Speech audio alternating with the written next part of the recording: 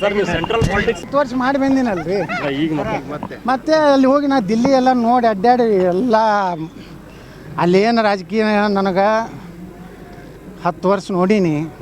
ಈಗ ನಾನು ಇನ್ನು ನಂದು ಗ್ರಾಮ ಪಕ್ಷದ ಇದ್ರ ಪ್ರಕಾರ 75 ವರ್ಷಕ್ಕೆ ರಿಟೈರ್ಮೆಂಟ್ ಆಗ್ಬೇಕಾ. ಈಗ 60 ಅದು, ಇನ್ನು 15 ವರ್ಷ ನಂದು ಉಳ್ದದ. ಕಡೆಗೆ ನಾ ಬಿಜಾಪುರನಾಗೇ ನನ್ನ ಕರ್ಮ ಭೂಮಿ. ನನಗೆ ಜೀರೋದಿಂದ ನನ್ನ ಈ ಸ್ಥಾನಕ್ಕೆ ತಂದವರು ಬಿಜಾಪುರ ಜಿಲ್ಲಾ ಜನ.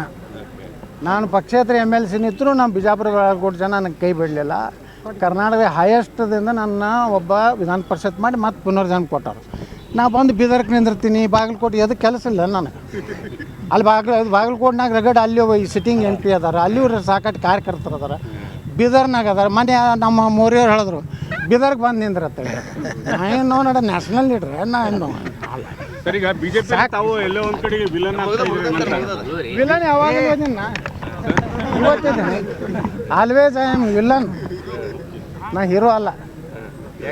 ನಂತರ ಹೀರೋ ಪಾರ್ಟಿಯವರಿಗಾಗಲಿ ಯಾರೇ ಪಾರ್ಟಿಯವರಿಗಾಗಲಿ ಸರ್ವ ಪಕ್ಷದ ವಿರೋಧ ಪಕ್ಷದ ನಾಯಕ ನಾನೇ.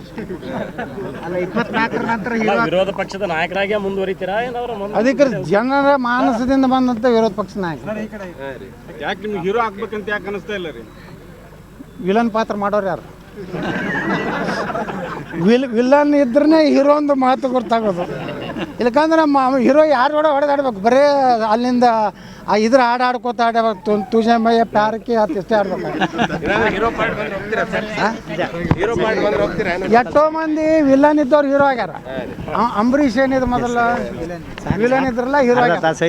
ಹಂಗ ಅಂಬರೀಷ್ ಹಂಗೆ ನಾನು ಒಮ್ಮೆ ಹೀರೋ ಆಗ್ಬೋದು.